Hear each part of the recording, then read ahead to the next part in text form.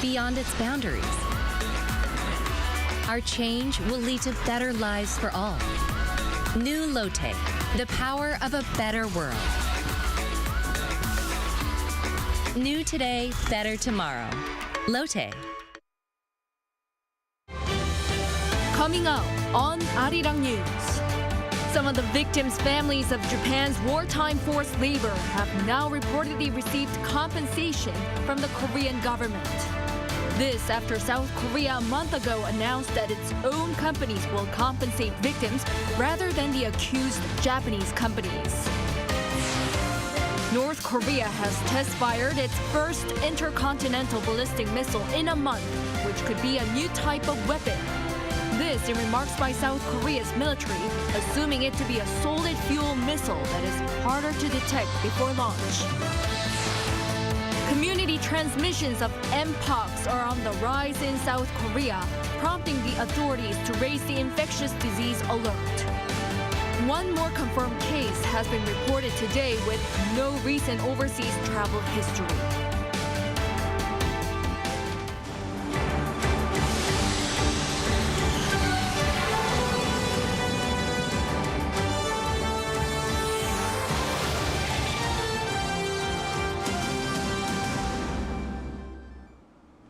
Good evening. It's 9 p.m. here in South Korea. Thank you for joining us on Arirang News.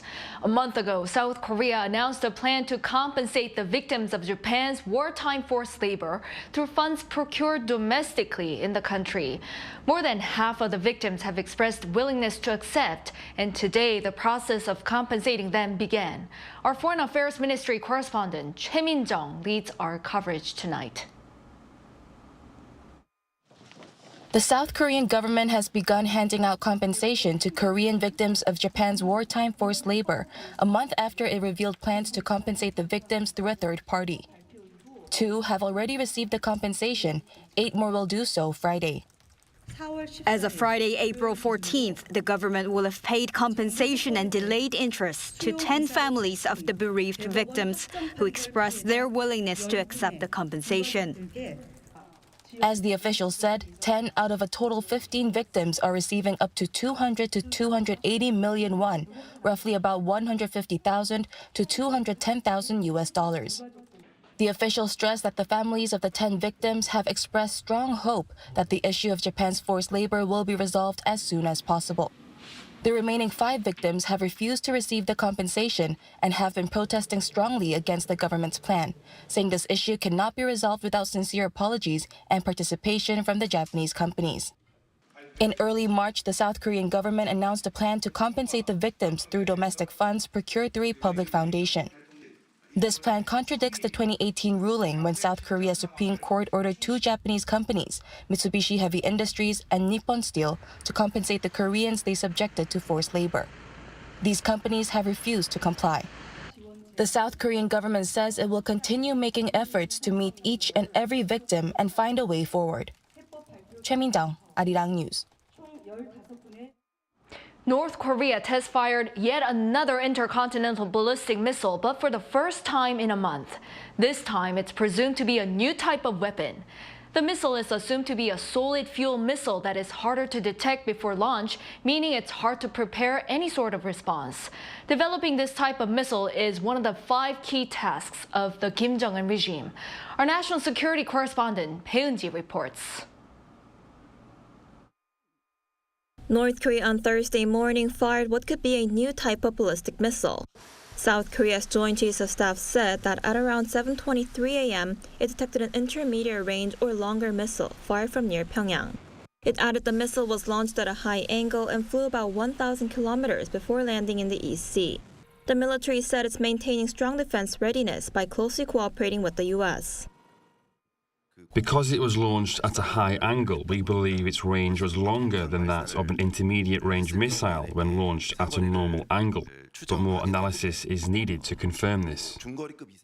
While the military is carrying out further analysis, a military official told reporters that the launch may have involved a new type of weapon displayed at a recent military parade, and that the military was not ruling out the possibility of it being a solid fuel ICBM. This is one of the 5 military tasks that the regime's leader Kim Jong-un announced at the Key Party meeting in January 2021 and was displayed for the first time at a military parade in February. On Monday, at its 6th enlarged meeting of the 8th Central Military Commission of the Workers' Party of Korea, Kim also stressed the need to expand the regime's war deterrence in a more practical, offensive, and effective way. Thursday's missile test comes just 2 days ahead of what North Korea calls the Day of the Sun on April 15th, marking the birthday of its founding leader Kim Il-sung. And it also comes as the North has remained unresponsive to routine calls with South Korea for around a week. The Inter-Korean Liaison Communication Channel and a military hotline are normally used twice a day, but there has been no response via either channel since last Friday. Experts have said Pyongyang's move appears to be in protest over the ongoing security cooperation between Seoul and Washington. 배은지, 아리랑 뉴스. Seoul, Washington, and Tokyo were quick to condemn another missile launch by Pyongyang. In the meantime, South Korea and the U.S. have agreed to speed up to bolster the allies' extended deterrence during their recent military dialogue. Our Unification Ministry correspondent Kim Mo-gyun has this story. North Korea's first missile launch in nearly 3 weeks have been met with a strong backlash both from the international community and South Korea. Seoul's National Security Council has strongly denounced North Korea over the launch. At the meeting presided over by National Security Advisor Cho Tae-yong, members, including representatives from the top office, pointed out that the North's latest missile launch is a clear violation of UN Security Council resolutions and a serious threat that heightens tension on the Korean peninsula and the region. The council vowed to continue pursuing South Korea-U.S. military exercises and maintain a firm readiness posture. A statement from the presidential office says the government will also strengthen cooperation between Seoul, Washington, and Tokyo to respond to further provocations from the North, while deepening trilateral intelligence sharing, including security information with Japan through the GSOMIA Pact. The White House also issued a statement and called the launch a shameless provocation that needlessly builds insecurity in the region and called for the regime to immediately return to dialogue. The latest missile launch also startled Korea's neighbor Japan, which was quick to issue an evacuation warning to residents nearby its Hokkaido island in case the missile falls near the area. Tokyo also launched a security meeting of its own, where senior officials strongly condemned the launch, calling it a violent and completely unacceptable act. Nuclear envoys from the 3 countries also held joint phone conversations where they expressed deep concern over the level of provocations coming from Pyongyang. They agreed to continue to maintain close trilateral cooperation to tackle the issue. Meanwhile, amid the unstable situation on the Korean peninsula during the 22nd Korea-U.S. Integrated Defense Dialogue, or the KIDD, that ended Wednesday, defense officials from Seoul and Washington agreed to beef up cooperation in each area of America's extended deterrence. Areas of cooperation include information sharing, joint planning and execution, consultation mechanisms, and crisis communication to prepare for further threats coming from the reclusive regime. Kim Mo-gyun, Arirang News. A 9th mpox patient has been confirmed in South Korea today with no recent overseas travel history. The authorities raised the infectious disease alert against mpox from level 1 attention to level 2 cautious. Jung Eun-ju has the details. South Korea has confirmed another case of the mpox virus, formerly known as monkeypox, bringing the country's total to 9. According to the Korean Disease Control and Prevention Agency on Thursday, the infected individual is a South Korean national residing in Gyeonggi-do province. They are currently being treated in isolation, and medical officials are considering using the drug tecovirimat. Patient number 9 has no overseas travel history within the 3 weeks prior to experiencing symptoms of skin lesions and visited a medical institution on Wednesday. This marks another local transmission of mpox following 2 cases confirmed Wednesday. Up to the 5th patient, South Korea's mpox cases were from people who traveled abroad or were related to people who had. But after the 6th patient, who was confirmed last Friday, all cases are presumed to be community infections. Subsequently, health authorities have decided to raise the country's alert level against the virus from the current attention level 1 to cautious level 2. The nation's health commissioner said, however, that the possibility of a large-scale outbreak among the general population is low, as close contact is needed for transmission, and currently there are sufficient countermeasures in place. Mpox is traditionally confined to regions in Central and Western Africa and can cause fever, chills, rashes, and lesions, among other symptoms. Most cases resolve naturally after 2 to 4 weeks, with a reported fatality rate of less than 1%. It began spreading to other parts of the world last May, and South Korea confirmed its first case in June last year. Officials encouraged the public to report any suspected symptoms of mpox to their local public health centers. 정은주, Arirang News. On the local trade front, export and import prices rose for the second month in a row in March amid a weaker Korean won. According to the Bank of Korea on Thursday, the export price index last month came to around 117.52, up 2% from February. Chemical products and computer-related electronics led the rise, while prices for coal and petroleum products marked a slight retreat. Meanwhile, the country's import price index increased by 0.8% on month, with primary metal products and chemical products contributing to the rise. Also here in Korea, the tech sector logged a trade surplus last month, but also posted its sharpest slowdown on year in exports in over 14 years. According to the Trade Ministry on Thursday, the ICT sector's trade surplus in March amounted to nearly $4 billion as its exports hit $15.8 billion, topping the $15 billion mark for the first time since December. Yet on-year tech exports were down 32%, extending a 9-month trend amid a sluggish global chip market. Meanwhile, tech imports in March stood at almost $12 billion. Shifting gears, tourists are making their way back to South Korea in pre-COVID numbers, and as our Moon Hae-ryun reports, they bring a fresh wave of consumer demand, help rejuvenating the country's economy. Nearly 480,000 tourists visited Korea in February with the easing of COVID-19 restrictions, just under 4 times the number of tourists in February last year. And this influx of foreign tourists is boosting domestic demand. In February, the index for retail sales rose by 5.3% on month, despite soaring prices of goods and services. This came following 3 consecutive months of decline and was the greatest on-month rise since December 1995. Data released by financial services company BC Card on Tuesday showed that foreign tourists spent more than 6 times the amount recorded in the same month last year, with spending on cosmetics rising by 100 times the amount recorded 2 years ago. Spending in duty-free stores also rose by over 36% in February compared to January, according to the Korean Duty-Free Shop Association. In light of these figures, the government recently unveiled its plans to keep domestic demand high by encouraging travel to the country.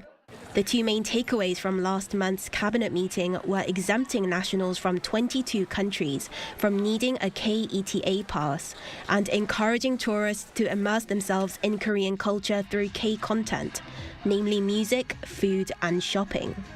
The Korea Tourism Organization took a step towards that goal by partnering with Hyundai Department Store this week. We hope that the global MZ generation will be able to feel and experience the MZ generation culture in South Korea through shopping, with increased sales hopefully leading to a revitalization of the economy within the country. Meanwhile, one expert said pre-pandemic tourism levels could lead to more economic growth. Before COVID-19, there were about 10 million foreign tourists entering Korea, and the size of the domestic tourism market is to recover 80 to 90% of pre-COVID-19 levels. If that goal is achieved, we think that this will contribute around 0.2% towards economic growth this year, according to our analysis. With a duty-free festival coming up next month, during which discounts will hit all major duty-free products, it is expected that the Korean shopping trend among foreign tourists will continue to influence domestic demand. Moon Hae-ryun, Arirang News. U.S. inflation in March rose by the smallest amount in almost 2 years, marking a 5% on-year increase. So what does slowing inflation mean for the U.S. Fed's key rate decision down the road and for South Korea's central bank? Our economic correspondent Shin Ha-young takes a look. U.S. consumer price inflation eased more than expected in March. According to the U.S. Labor Department on Wednesday, the U.S. Consumer Price Index last month rose by 5% on year. This was lower than Dow Jones' estimate of 5.1% and marks the lowest annual increase since May 2021. However, core CPI, which excludes volatile food and energy prices, rose 5.6%. On Wednesday, minutes from the March meeting of the FOMC showed that despite indications that the U.S. could suffer from a mild recession in the second half of the year, it still decided to raise its rates, albeit by just 25 basis points. Some FOMC members cited the collapse of Silicon Valley Bank and the impact on the overall banking sector as the source of the mild recession to come. Meanwhile, one expert forecasts that the Fed will still raise interest rates next month to stabilize prices. Despite the slowdown in consumer prices, core CPI is still high enough that the Fed may raise interest rates by 25 basis points in May. If the Fed raises the rate next month by 25 basis points, it will widen the gap in rates between South Korea and the U.S. to 1.75 percentage points. This could put the pressure on the Bank of Korea, which recently decided to leave rates unchanged. But the expert says with the exchange rate stable, it's not necessary to follow Fed this time. Capital outflows are related not only to a gap in interest rates, but also to exchange rates and the state of the domestic economy. Considering these factors, if South Korea's economy and exchange rate become stable, there may not be a significant concern about capital outflows, even if there is a rate gap between South Korea and the U.S. Considering South Korea's slowing inflation, he forecasts that interest rates in Korea will remain unchanged. But the BOK could raise the rate if the exchange rate goes up and import prices increase, causing a rise in inflation again. Shin Ha-young, Arirang News. The U.S. has proposed to ensure 2 out of every 3 new vehicles are electric by 2032. It's deemed an aggressive plan in its fight against climate crisis. And Lee Soo-jin has more on its potential impact on Korean car makers. South Korean automakers face both an opportunity and a challenge. The U.S. Environmental Protection Agency proposed new climate pollution rules on Wednesday that by 2032 would cut greenhouse gas emissions from light-duty vehicles such as sedans by 56% compared to 2026 levels. To meet these standards, automakers would have to increase their production of electric vehicles. Once these proposals are finalized, the EPA forecasts that 67% of new light-duty vehicles produced will be electric by 2032. The proposal also includes emission rules for heavy-duty vehicles to ensure that half of new buses and a quarter of new heavy trucks are all electric by 2032. The plans also sets minimum EV battery standards that require batteries to maintain more than 70% of their original capacity after 8 years of usage. I'm pleased to announce that EPA is proposing the strongest ever federal pollution technology standards for both cars and trucks. EPA estimates that this proposal would reduce our cumulative CO2 emissions by 7.3 billion metric tons from the years 2027 through 2055. Automakers are facing a monumental challenge, as last year only 5.8% of new cars sold in the United States were all electric, and all-electric trucks accounting for less than 2%. South Korean companies are also left with a daunting task. Hyundai Motor and Kia accounted for only 3.9% of electric vehicles sold in the U.S. last year. Hyundai Motor has been aiming to raise that figure to 58% and Kia to 47% by 2030, but they may need to accelerate their target timeframe. This, however, may also be a chance for domestic automakers to become leaders in the U.S. electric vehicle market, as they already have plans to increase investment in EV-related sectors. Hyundai Motor announced just this Tuesday that it will invest 24 trillion won, or around $18 billion in EV-related industries, and produce more than 3.6 million EV vehicles in global markets by 2030.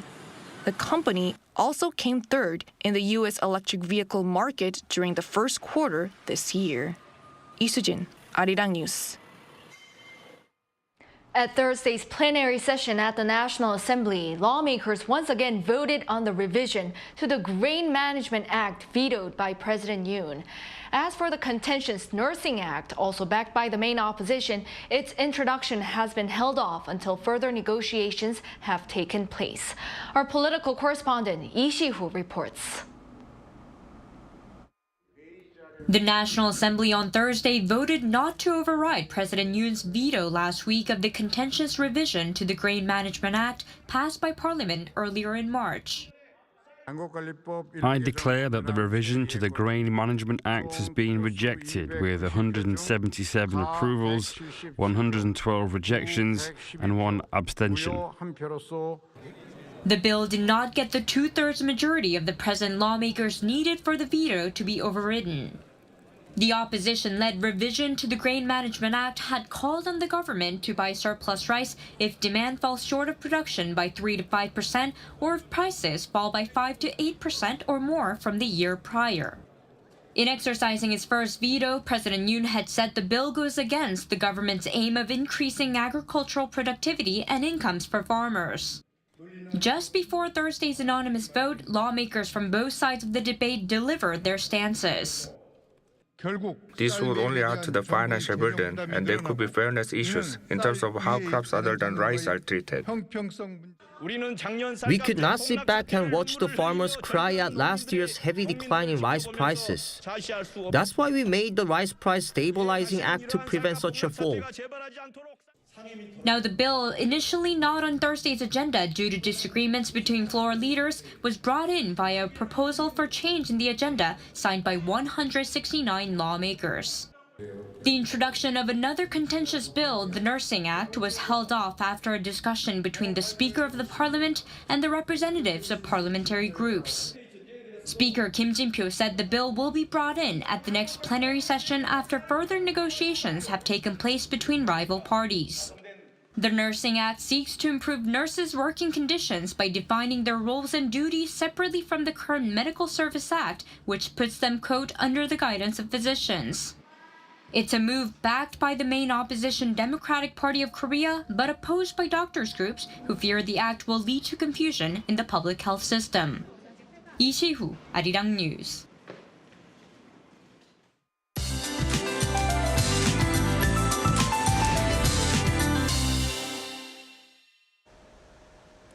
Warm spring-like conditions will prevail tomorrow. Maximum temperatures in Seoul will be reaching 22 degrees Celsius. Another round of spring showers are in the forecast tomorrow. This rain will contain dust particles as well, so it might be a good idea to avoid the rain. And rain clouds will be heavily clustered across the south of the country. As for the amount of rainfall, mountainous regions of Jeju Island will see heavy downpours of up to 120 millimeters. The south coast will see about 20 to 60. The rest of southern regions will see 10 to 40 millimeters. And the capital region may also see isolated showers. For tonight, the entire nation will see air quality in the very bad category. Although dusty conditions will ease off a tad by tomorrow, poor air quality will continue to take over nationwide. It is highly recommended to avoid outdoor activities for an extended period of time. And under partly cloudy skies, Seoul and Gwangju will be starting off at 11 degrees. Highs in Seoul get up to 22 degrees, Gwangju 19, Chuncheon and Daegu will be topping out at 21 degrees. On Saturday, the entire nation will see another round of showers. That's all for now, and here are the weather conditions around the world.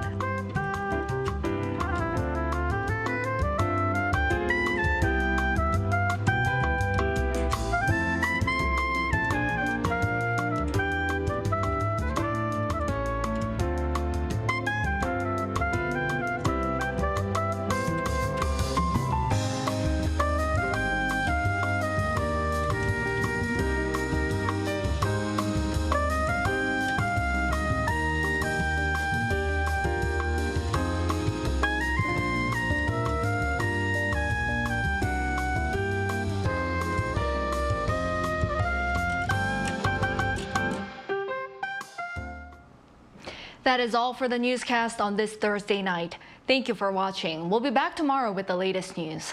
Have a lovely night.